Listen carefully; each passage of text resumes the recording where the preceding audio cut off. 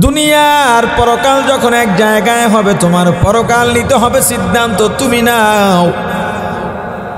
তুমি কোনটা চুজ করবা, দুনিয়া নাকি আখিরাত? যদি তুমি বলো আমি দুনিয়া চাই, তোমার সাথে আমার কোনো কথা নাই। তবে একটা কথা, আখিরাত ওয়ালাদের ঈদের জামাতে তুমি যাইবা না।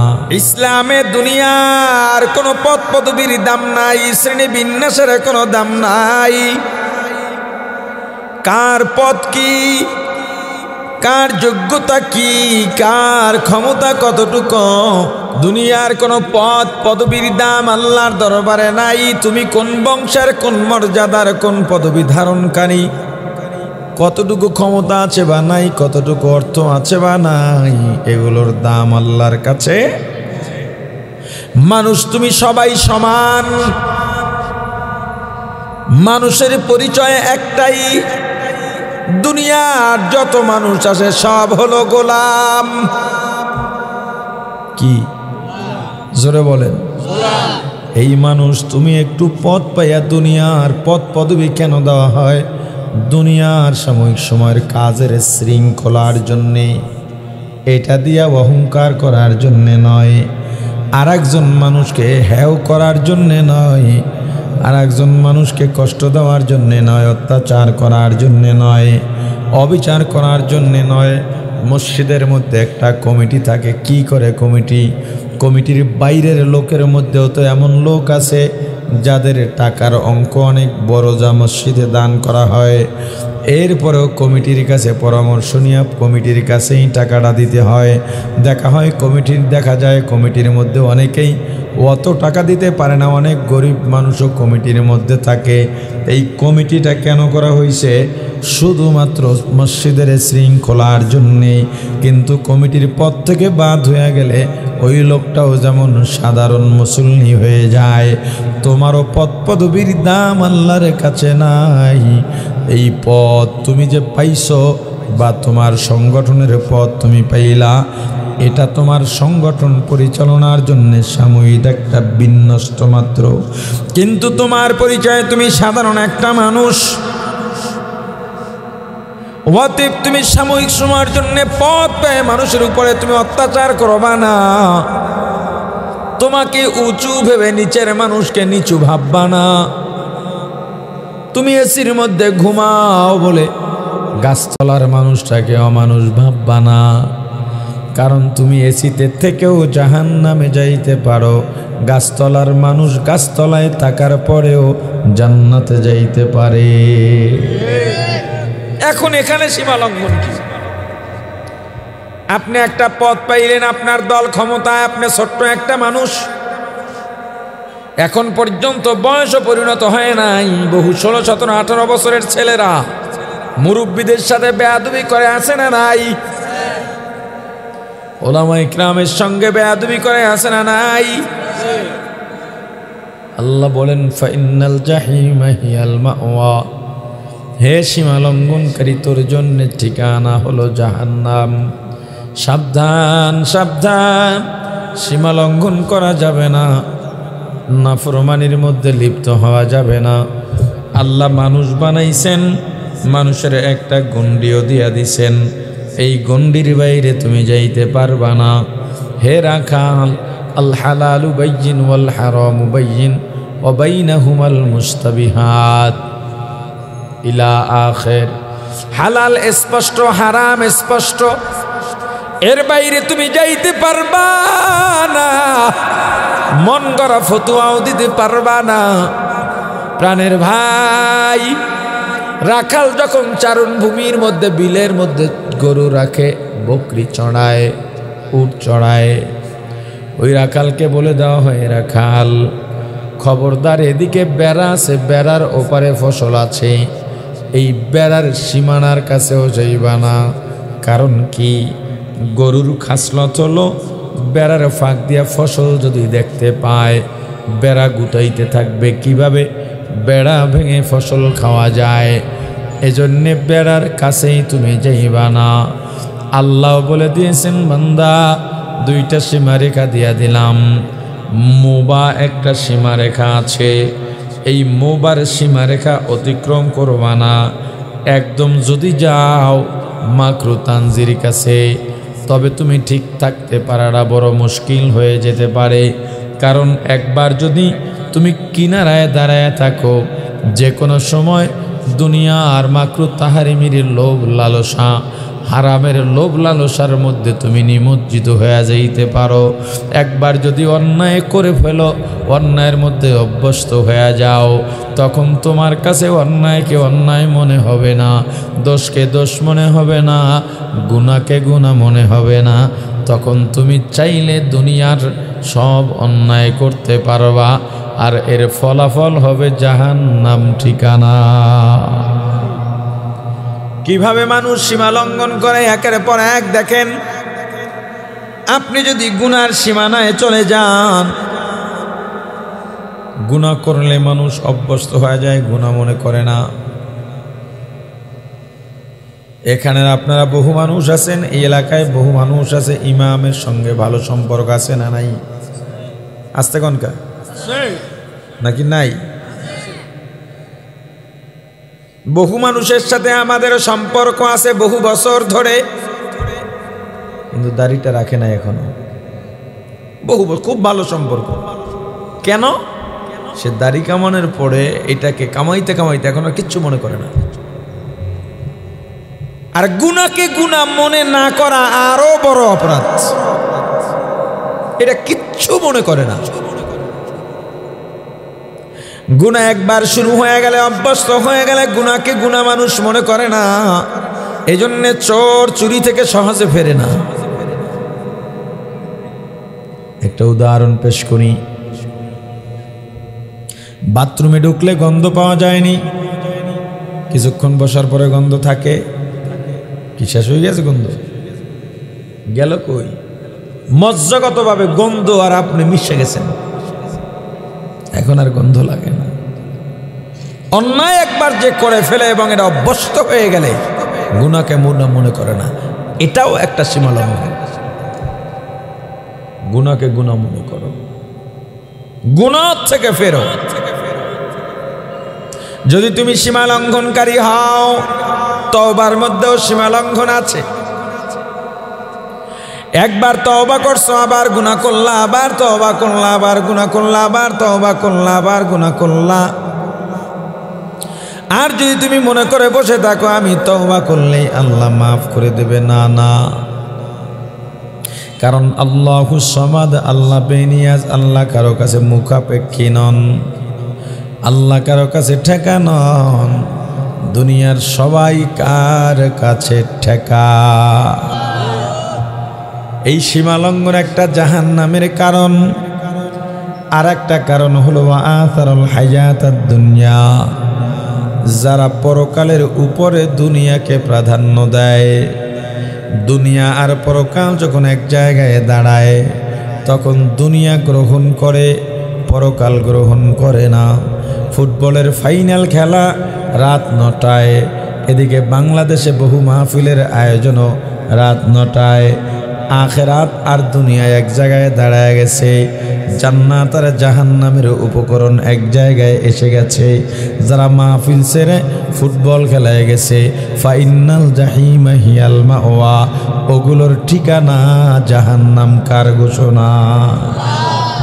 সন্দেহ করেন নাকি ভাই আমার?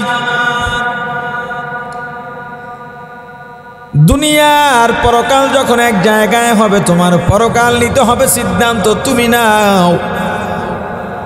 তুমি কোনটা চুজ করবা, দুনিয়া নাকি আখিরাত? যদি তুমি বলো আমি দুনিয়া চাই, তোমার সাথে আমার কোনো কথা নাই। তবে একটা কথা, আখিরাত ওয়ালাদের ঈদের জামাতে তুমি যাইবা না, আখিরাত ওয়ালাদের কোনো মজলিসেও তুমি যাইবা না। ওই অধিকার তুমি হারাইছো। আর যদি বলো পরকাল চাই, তাহলে ভালো করে শোনো, তোমার সঙ্গে অনেক কথা আছে। পরকাল বলে মাথায় টুপি দেওয়া লাগবে, দুনিয়া বলে লাগে না। পরকাল বলে দাড়ি রাখা লাগে, দুনিয়া বলে লাগে না। পরকাল বলে সুন্নত লাগে, দুনিয়া বলে লাগে না। পরকাল বলে হালাল খাওয়া লাগে, দুনিয়া বলে হারাম খা। পরকাল বলে নামাজ লাগবে, সততা লাগবে, নিষ্ঠা লাগবে, দুনিয়া বলে কিছুই লাগে না। এখন তুমি বলো, তুমি দুনিয়া চাও না পরকাল চাও? তুমি যদি পরকাল চাও, দুনিয়া ত্যাগ করে তোমাকে পরকালমুখী হওয়া লাগবে। তবে তুমি মুখে বললা একটা, করলা আর একটা। মুখে বললা আমি পরকাল চাই, কিন্তু তোমার চাল চলনে দুনিয়া, এটাও আর একটা সীমা লঙ্ঘন। তুমি যখন ইন্ডিয়ার বর্ডারে চলে যাইবা বাংলাদেশ থেকে, ভুলেও যদি ইন্ডিয়ার বর্ডারের মধ্যে চলে যাও, কোনো কাজ নাই, কোনো লাভ নাই, ব্যবসার উদ্দেশ্য নাই, কিন্তু তোমাকে ইন্ডিয়ার বর্ডারের মধ্যে যদি বিএসএফ দেখতে পায়, চুমা দিবে। কথা বলেন না, ধরে নিয়ে যাবে। এবার না গুনাহ অনিচ্ছায় হয়েছে, অনিচ্ছায় হইলেও গুনাহ, না জানি করলেও গুনাহ। জানোস নাই কি লেগে? জানা তো ফরজ ছিল তোমার জন্য। আল্লাহ রাব্বুল আলামিন আমাদেরকে বোঝার তৌফিক দান করেন। আল্লাহ পরকালে মানুষের জন্য দুনিয়ার কর্মের ফল ভোগ করার জন্য দুইটা জায়গা বানিয়েছেন, একটা জান্নাত আর একটা জাহান্নাম। জান্নাত শান্তির বালাখানা, জাহান্নাম শাস্তির জায়গা। দুনিয়ার সব সুখ শান্তি জমা করলেও জান্নাতের সাধারণ শান্তি আনন্দের সমান হবে না। অনুরূপভাবে দুনিয়ার সব দুঃখ যন্ত্রণা জমা করলেও জাহান্নামের এক জাররা শাস্তির সমান হবে না। জাহান্নামের শাস্তি কতটা ভয়ঙ্কর, ছোট্ট একটা নমুনা দেখেন, অনুমান করা যায় কিনা। রাসূল করিম সাল্লাল্লাহু আলাইহি ওয়াসাল্লাম বলেছেন, জাহান্নামের সবচেয়ে কম শাস্তি দেওয়া হবে নবীজির চাচা আবু তালেবকে। কাকে? এটা তো মোটামুটি মনে হয় সবারই জানা। হাদিস শরীফে আসছে, আবু তালেবকে শাস্তি দেওয়া হবে। আবু তালেবকে জ্বলন্ত আংটার ভেতরে পায়ের টাকনু পর্যন্ত গেড়ে দেওয়া হবে, অথবা তার পায়ের টাকনু জ্বলন্ত আংটা দিয়ে ঢেকে দেওয়া হবে। এটা অনেকে সহজে বোঝাবার জন্য এটাও বলে থাকেন যে জাহান্নামের আগুনের বুট জুতা পরায় দেওয়া হবে। আর কিচ্ছু না, তার মাথায় গরম পানি ঢালা হবে না, শরীরে আগুন দেওয়া হবে না, পুঁজ পান করানো হবে না, সাপ দিয়ে কামড়ানো হবে না, জাহান্নামের হাতুড়ি দিয়ে মারা হবে না। শুধুমাত্র এই জ্বলন্ত আগুনের আংটা দিয়ে পায়ের টাকনু পর্যন্ত ঢেকে রাখা হবে। এই পা জ্বলন্ত আগুনের আংটায় থাকার কারণে এই আংটার এত পাওয়ার হবে, এত তেজ হবে, মাথার মগজগুলো টকবক করে ফুটতে থাকবে। একটা সময় উত্তপ্ত হতে হতে মাথার চারাটা ফেটে যাবে। এই যে চারাটা আছে উপরে, শক্ত যে এটা হাড্ডিটা, এটাকে একটা হাড্ডি বলা যায় না, যে আবরণটা আছে শক্ত, এটা ফেটে যাবে। এরপরে মগজগুলো যে টকবগাইয়া ফুটতে থাকবে, উথলানো ভাতের মতো।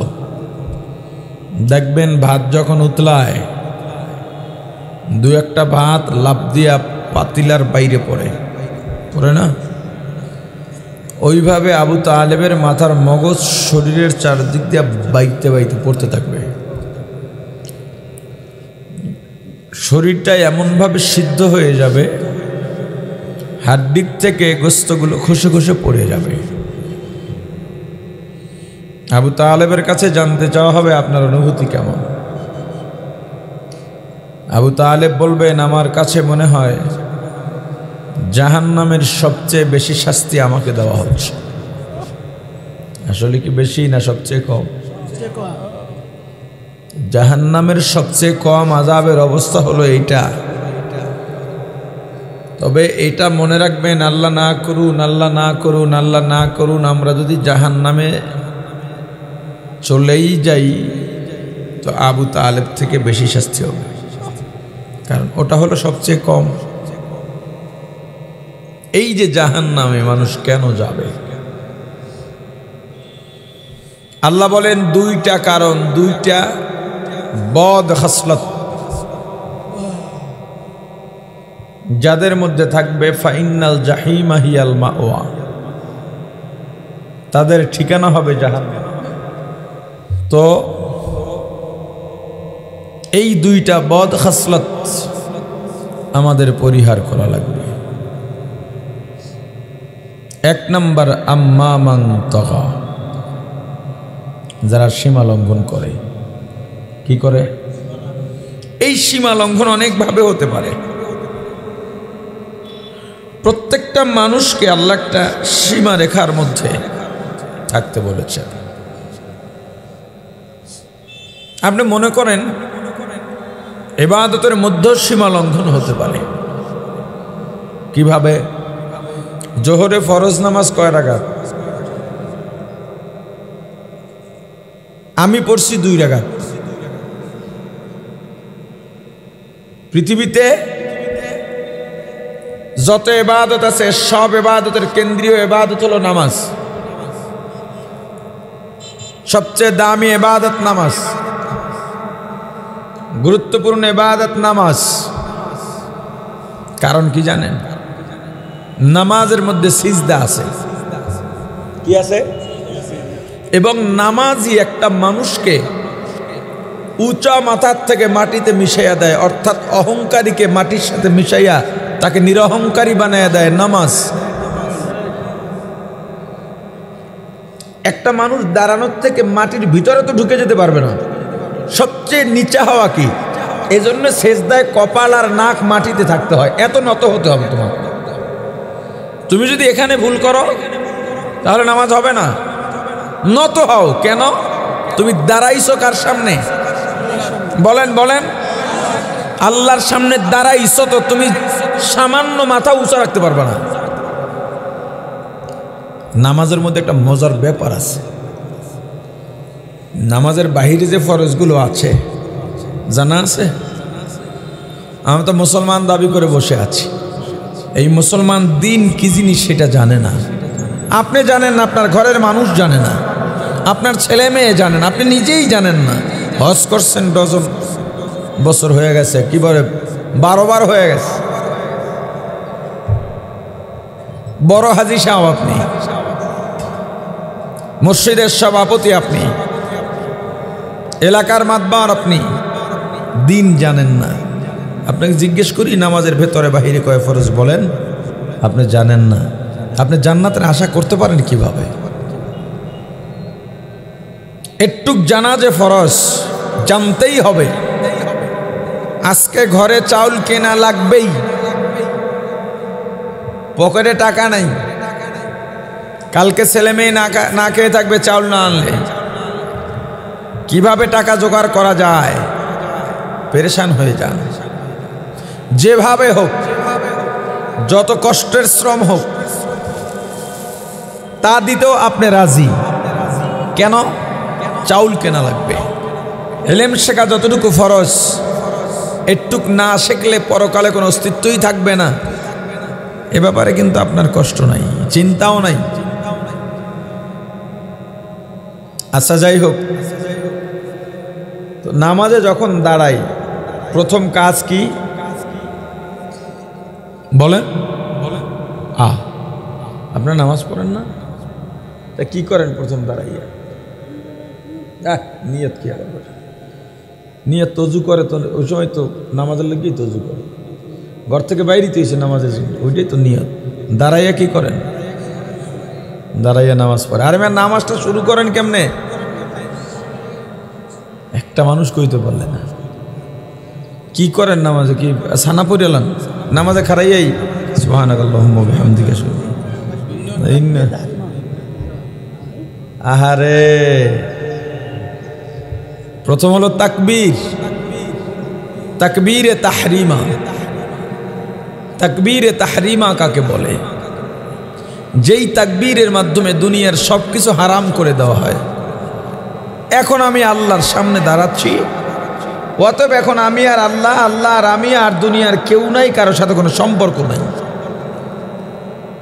এই সম্পর্ক ছিন্ন যেই তাকবীর দিয়া করা হয়, আল্লাহর সাথে সম্পর্ক স্থাপন যেই তাকবীর দিয়া শুরু হয়, এই তাকবীরের নাম কি? আরে ভাই এতক্ষণ বলতে পারেন নাই, আমি বলে দিছি, এবার বলেন। তাকবীরে তাহরিমা। এই যে আমি আল্লাহর সামনে দাঁড়ায় গেলাম, নামাজের গুরুত্বটা কেন দেখেন। এরপরে সানা পড়লাম, এই সানার মধ্যে কি? আল্লাহর প্রশংসা, সানা মানি প্রশংসা। এরপরে কি করলাম? আউযুবিল্লাহ, বিসমিল্লাহ, আল্লাহর কাছে আশ্রয় চাইয়া আল্লাহর নামে শুরু করলাম। শুরুটা করলাম কি দিয়া? আলহামদুলিল্লাহি রাব্বিল আলামিন। এটা আপনার শুরু করতেই হবে, কারণ লা সলাতা ইল্লা বিফাতিহাতিল কিতাব, সূরা ফাতিহা ছাড়া নামাজ হবে না। এরপরে কেরাত গেল, তেলাওয়াত গেল, রুকুতে গেলাম কি বলে? রুকুতে যাই কি বলে? আপনাদের বয়ান বুঝতে অসুবিধা হলে আমি শেষ করে দিই। রুকুতে যান কি বলে?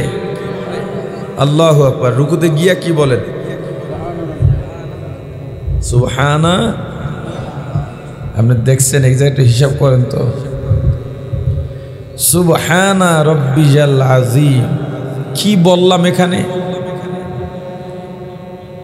আল্লাহ পবিত্র, এমন আল্লাহ রব্বিয়াল আযীম। এরপর যখন আমরা দাঁড়াই রুকুত থেকে কি বলি? আচ্ছা আপনি বললেন না, আপনি প্রত্যেকটা উল্টো পাল্টা বলতেছেন, মানুষে শুনতেছে। কি বলে দাঁড়ান? সামি আল্লাহু লিমান হামিদা। অর্থ কি? আল্লাহ শুনেছেন। কি শুনেছেন? এই রুকুতে যেই প্রশংসা করা হয়েছে, রুকুতে আল্লাহর যেই প্রশংসা করা হয়েছে, এটা কে শুনছেন? এখন মুক্তাদিরা কি বলে? এরাও আবার বলে আল্লাহ, হে আমাদের রব, সমস্ত প্রশংসা আপনার জন্য। এরপরে দাঁড়ানোর থেকে ডাইরেক্ট সেজদায় চলে গেলাম। সেখানে গিয়ে কি বললাম? সুবহান রাব্বিয়াল আ'লা। মজার ব্যাপার, সুবহান রাব্বিয়াল আ'লা। আমি যখন উঁচা ছিলাম, একেবারে নিচা হয়ে গেলাম, মাটিতে মিশে আমি আল্লাহর বরত্ব, আমি আল্লাহর উঁচু মর্যাদা বর্ণনা করলাম। সুবহানা রাব্বিয়াল আ'লা। আল্লাহ তুমি তো পবিত্রই পবিত্র, এরপরে আমার আল্লাহর স্থান অনেক উঁচা। পৃথিবীতে সর্বশ্রেষ্ঠ ইবাদত হলো নামাজ। নামাজ যার ভালো, সব আমল তার ভালো। এবার বলেন, জোহরে ফরজ নামাজ কয় রাকাত? কিন্তু আমি তো পড়লাম 2 রাকাত। আমি 4 রাকাত পড়তে নিষেধ কে করেছিল? নামাজ বেশি পড়লে সওয়াব না গুনাহ? বলেন। কিন্তু এই বেশি যে পড়বেন, আপনার মন গড়া পড়লে হবে না। আপনি চিন্তা করলেন, আমিও যদি চিন্তা করতাম আমার সময় আছে, 2 রাকাত পড়ে লাভ কি? আমি আরো 2 রাকাত মিলাইয়া 4 রাকাত ফরজ পড়ি, হয়তো সীমা লঙ্ঘন। আপনি চিন্তা করলেন, ফজরের সময় আগেই যেহেতু উঠলাম, আমি ফজরের 2 রাকাতের জায়গায় 20 রাকাত পড়ি, হবে? সব বেশি বেশি ভালো, সব ভালো ভালো না। সীমা লঙ্ঘন করা যাবে না। ইসলামে দুনিয়ার কোনো পদ পদবীর দাম নাই, শ্রেণী বিন্যাসের কোনো দাম নাই।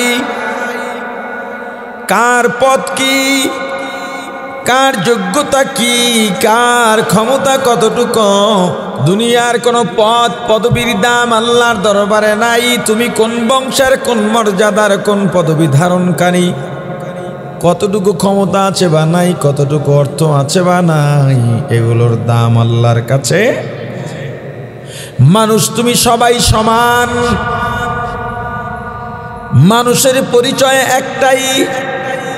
দুনিয়ার যত মানুষ আছে সব হলো গোলাম। কি জোরে বলেন? এই মানুষ তুমি একটু পদ পাইয়া, দুনিয়ার পদ পদবি কেন দেওয়া হয়?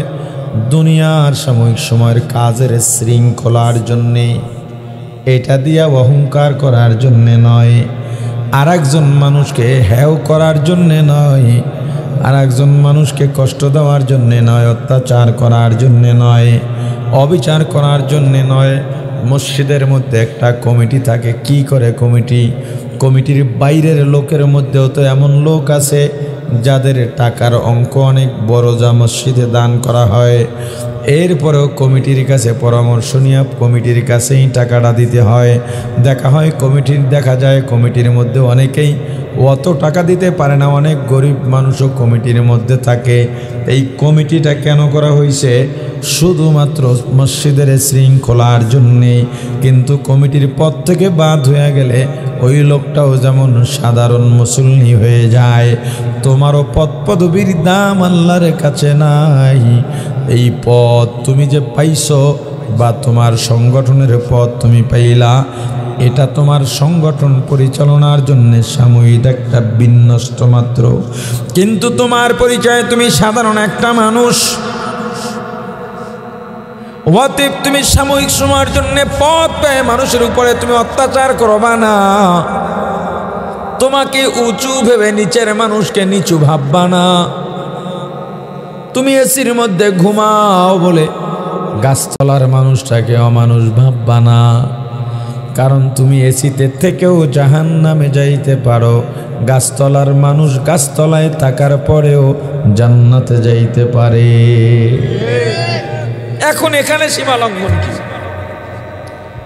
আপনি একটা পদ পাইলেন, আপনার দল ক্ষমতায়, আপনি ছোট্ট একটা মানুষ, এখন পর্যন্ত বয়সও পরিণত হয় নাই। বহু 16, 17, 18 বছরের ছেলেরা মুরব্বীদের সাথে বেয়াদবি করে, আছে না নাই? ওলামা ইকরামের সঙ্গে বেয়াদবি করে, আছে না নাই? আল্লাহ বলেন ফাইনাল জাহিমা হিয়াল মাওয়া, হে সীমা লঙ্ঘনকারী, তোর জন্য ঠিকানা হলো জাহান্নাম। সাবধান সাবধান, সীমা লঙ্ঘন করা যাবে না, নাফরমানির মধ্যে লিপ্ত হওয়া যাবে না। আল্লাহ মানুষ বানাইছেন, মানুষের একটা গণ্ডিও দিয়া দিছেন, এই গণ্ডির বাইরে তুমি যাইতে পারবা না। হে রাখাল, আল হালালু বাইয়িন ওয়াল হারামু বাইয়িন ওয়া বাইনাহুমাল মুস্তাবিহাত ইলা আখির। হালাল স্পষ্ট, হারাম স্পষ্ট, এর বাইরে তুমি যাইতে পারবা না। মন গড়া ফতুয়াও দিতে পারবা না। প্রাণের ভাই, রাখাল যখন চারণ ভূমির মধ্যে, বিলের মধ্যে গরু রাখে, বকরি চড়ায়, উট চড়ায়, ওই রাখালকে বলে দেওয়া হয়, রাখাল খবরদার, এদিকে বেড়া আছে, বেড়ার ওপারে ফসল আছে, এই বেড়ার সীমানার কাছেও যাইবা না। কারণ কি? গরুর খাসলত হলো বেড়ার ফাঁক দিয়া ফসল যদি দেখতে পায়, বেড়া গুটাইতে থাকবে কিভাবে বেড়া ভেঙে ফসল খাওয়া যায়। এজন্যে বেড়ার কাছেই তুমি যাইবা না। আল্লাহ বলে দিয়েছেন, বান্দা দুইটা সীমারেখা দিয়া দিলাম। মোবা একটা সীমারেখা আছে, এই মোবার সীমারেখা অতিক্রম করবা না। একদম যদি যাও মাকরু তানজির কাছে, তবে তুমি ঠিক থাকতে পারাটা বড় মুশকিল হয়ে যেতে পারে। কারণ একবার যদি তুমি কিনারায় দাঁড়ায় থাকো, যে কোনো সময় দুনিয়া আর মাকরু তাহারিমির লোভ লালসা, হারামের লোভ লালসার মধ্যে তুমি নিমজ্জিত হয়ে যাইতে পারো।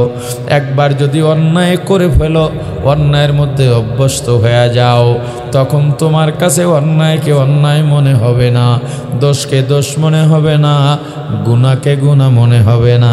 তখন তুমি চাইলে দুনিয়ার সব অন্যায় করতে পারবা, আর এর ফলাফল হবে জাহান্নাম ঠিকানা। কিভাবে মানুষ সীমা লঙ্ঘন করে একের পর এক। দেখেন, আপনি যদি গুনার সীমানায় চলে যান, গুনাহ করলে মানুষ অভ্যস্ত হয়ে যায়, গুনাহ মনে করে না। এখানে আপনারা বহু মানুষ আছেন, এই এলাকায় বহু মানুষ আছে, ইমামের সঙ্গে ভালো সম্পর্ক আছে না নাই? আসতে কনকা নাকি নাই? বহু মানুষের সাথে আমাদেরও সম্পর্ক আছে বহু বছর ধরে, কিন্তু দাড়িটা রাখে না এখনো। খুব ভালো সম্পর্ক। কেন? সে দাড়ি কামানোর পরে এটাকে কামাইতে কামাইতে এখন আর কিচ্ছু মনে করে না। আর গুনাহকে গুনাহ মনে না করা আরো বড় অপরাধ। এটা কিচ্ছু মনে করে না। গুনাহ একবার শুরু হয়ে গেলে, অভ্যস্ত হয়ে গেলে গুনাহকে গুনাহ মানুষ মনে করে না। এজন্য চোর চুরি থেকে সহজে ফেরে না। একটা উদাহরণ পেশ করি। বাথরুমে ঢুকলে গন্ধ পাওয়া যায়নি, কিছুক্ষণ বসার পরে গন্ধ থাকে। কি শেষ হয়ে গেছে গন্ধ? গেল কই? মজ্জাগতভাবে গন্ধ আর আপনি মিশে গেছেন, এখন আর গন্ধ লাগে না। অন্যায় একবার যে করে ফেলে এবং এটা অভ্যস্ত হয়ে গেলে গুনাহকে মনে করে না, এটাও একটা সীমা লঙ্ঘন। গুনাহকে গুনাহ মনে করো, গুনাহ থেকে ফেরো। যদি তুমি সীমা লঙ্ঘনকারী হও, তওবার মধ্যেও সীমা লঙ্ঘন আছে। একবার তওবা করছো, আবার গুনাহ করলা, আবার তওবা করলা, আবার গুনাহ করলা, আবার তওবা করলা, আবার গুনাহ করলা। আর যদি তুমি মনে করে বসে থাকো আমি তওবা করলেই আল্লাহ মাফ করে দেবে, না না। কারণ আল্লাহুস সামাদ, আল্লাহ বেনিয়াজ, আল্লাহ কারো কাছে মুখাপেক্ষী নন, আল্লাহ কারো কাছে ঠেকা নন। দুনিয়ার সবাই কার কাছে ঠেকা। এই সীমা লঙ্ঘন একটা জাহান্নামের কারণ। আর একটা কারণ হলো আসারুল হায়াতাদ দুনিয়া, যারা পরকালের উপরে দুনিয়াকে প্রাধান্য দেয়। দুনিয়া আর পরকাল যখন এক জায়গায় দাঁড়ায়, তখন দুনিয়া গ্রহণ করে, পরকাল গ্রহণ করে না। ফুটবলের ফাইনাল খেলা রাত 9টায়, এদিকে বাংলাদেশে বহু মাহফিলের আয়োজনও রাত 9টায়। আখিরাত আর দুনিয়া এক জায়গায় দাঁড়ায় গেছে, জান্নাত আর জাহান্নামের উপকরণ এক জায়গায় এসে গেছে। যারা মাহফিল ছেড়ে ফুটবল খেলায় গেছে, ফাইনাল জাহিমা হিয়াল মাওয়া, ওগুলোর ঠিকানা জাহান্নাম। কার ঘোষণা? সন্দেহ করেন নাকি